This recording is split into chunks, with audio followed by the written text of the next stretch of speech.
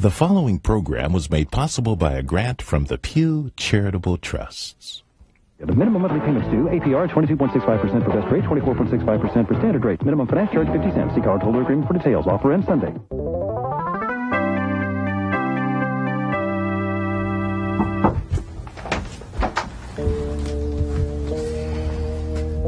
There's nothing physically wrong with you. Then why do I feel so awful, so bloated and sluggish? Nothing gives me joy anymore. Not the house, the car, the clothes, the raise. Nothing. Doctor, I'm frightened. Well, do something. Can't you give me a pill? There's no pill for what's wrong with you. I'm afraid you're suffering from affluenza. Oh, my God. Why me? Is it fatal? It's catastrophic. It's the new epidemic. Well, there is a cure, isn't there? Possibly. Affluenza is a major disease. There's no question about it. And many people suffer from it, but very few people are aware that that's what they're suffering from. Gotta listen to me, honey, better count all your money, better know just where you stand. If you want to be my date, well, you better get it straight. I'm a big-time shopping man. Yeah, I shop real fast. I buy things that don't last. I pay for stuff that I could get for free. And I'll do it till I die, because I've figured out that life is just a one big shopping spree. Baby, come on. There's a whole lot of shopping going on. Woo! Yeah, let's go to the mall. Come on. There's a whole lot of shopping going on. Get that money out of your savings account. Come on. There's a whole lot of shopping going on. Woo!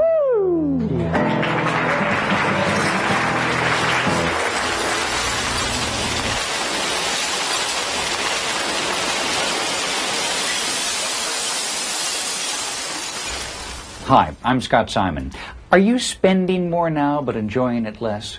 Millions of Americans apparently are.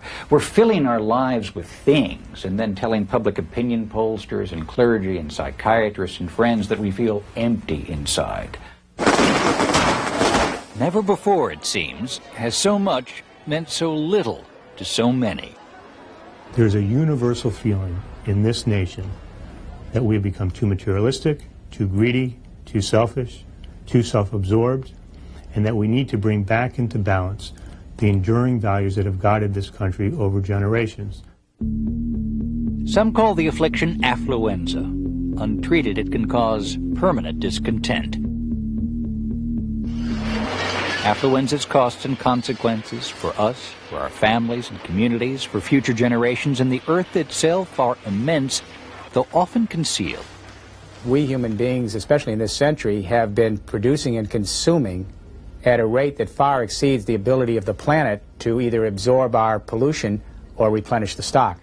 It's going to hurt a bit. Affluenza can be cured, but the virus is very contagious.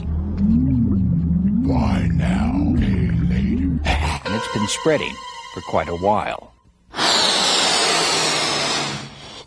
I want a Corvette. I want a Pontiac too.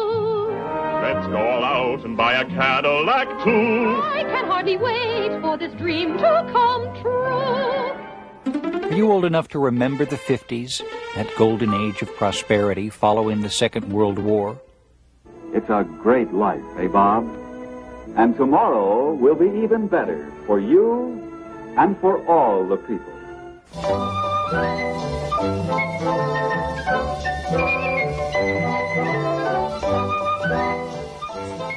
We felt richer then than we do now.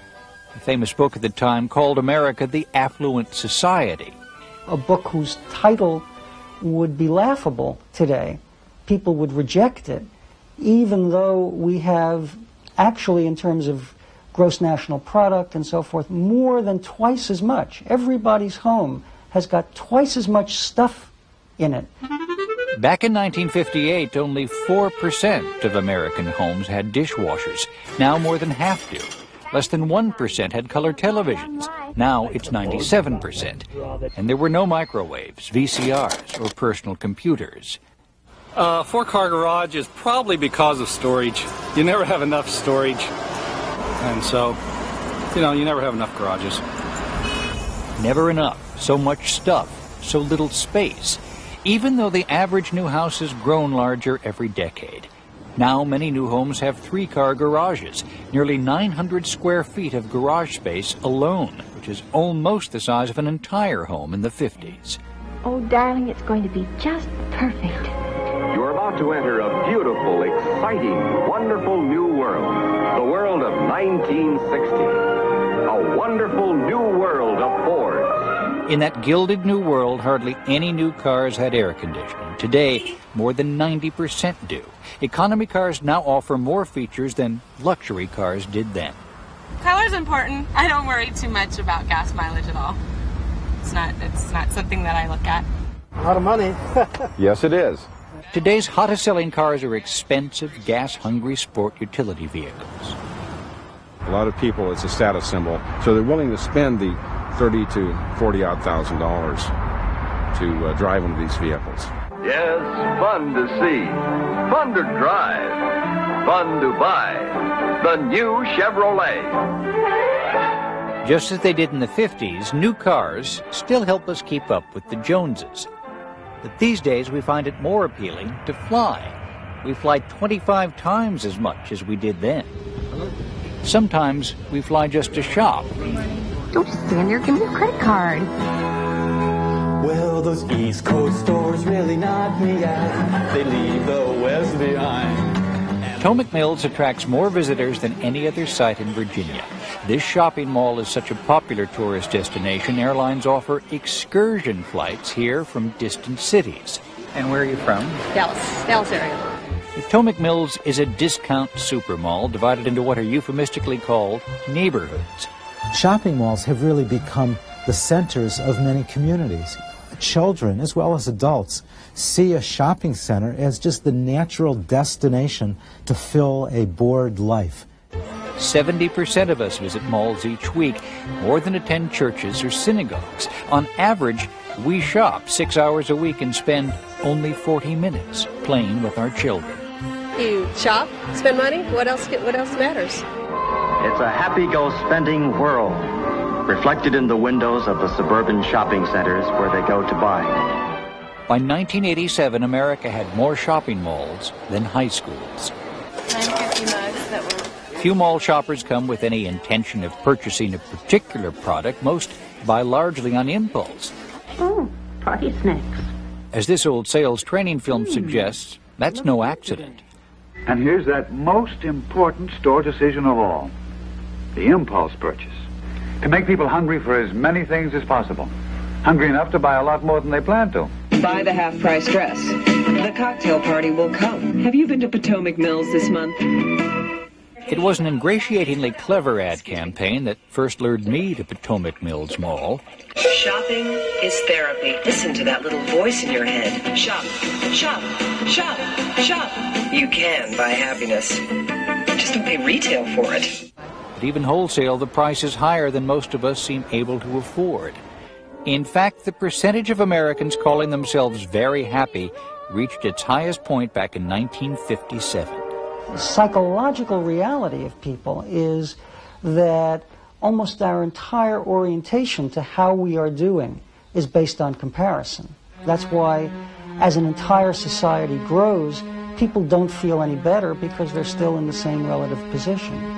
There's this sense of being on an endless treadmill and of never getting to where you thought you were going to get. Still, we keep on increasing our consumption, partly by saving less and working more. In our research, we hear the same refrain all the time from people. I have no life. I get up in the morning, daycare, elder care, a 20 to 40-minute commute to work. I have to work late.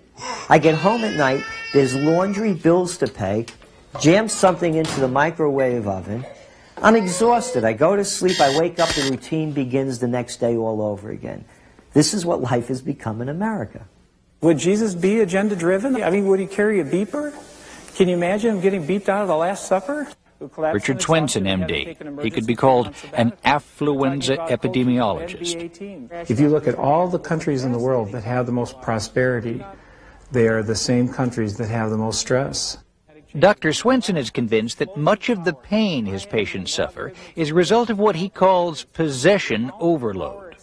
It could be physical symptoms. You might have headaches, low back pain, hyperacidity, palpitations in the heart, unexplained aches and pains. It could be emotional problems. It could be like depression, or it could be anxiety, sleeplessness. You find that your life is being taken up by maintaining and caring for things instead of people. Everything I own owns me.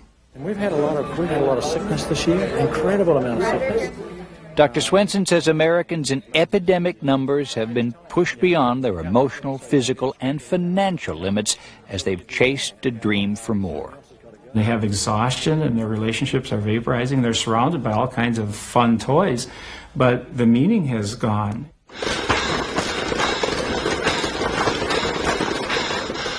The secret to a good relationship can be found in new strawberry kiwi jello. New improved Trident.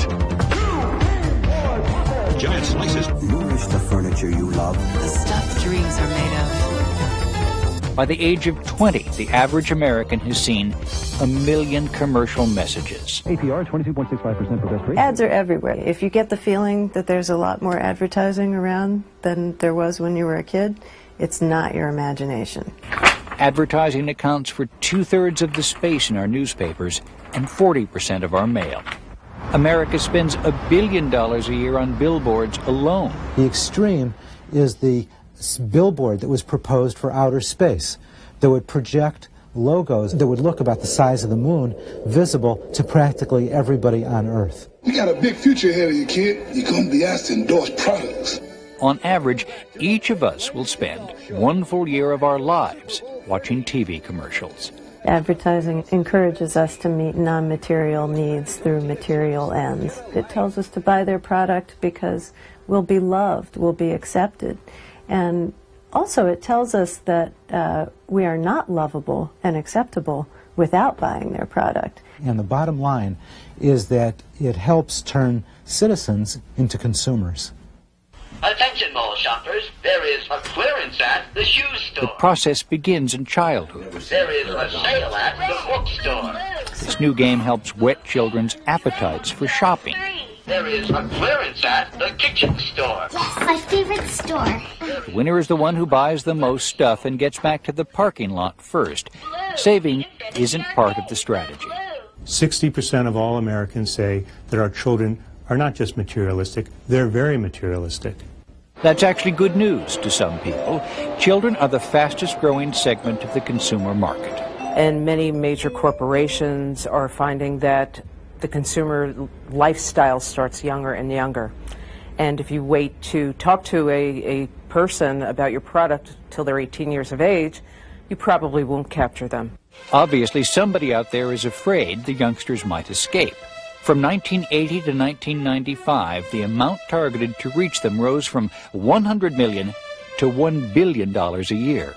It's paying off. So what'd you get, may we ask? Got some Donna. Got some Donna Karen, some Gap jeans. I got a Gap sweater. I'm on my way to get a jacket from American Eagle. I'm about to get some shoes, and we got this Donna Karen shirt. I think that's good. I think that'll really get the message across. Yeah. Jennifer Galos and Olivia Martin worry that today teenagers seek self-esteem in clothes and cars and are often left without a genuine sense of identity.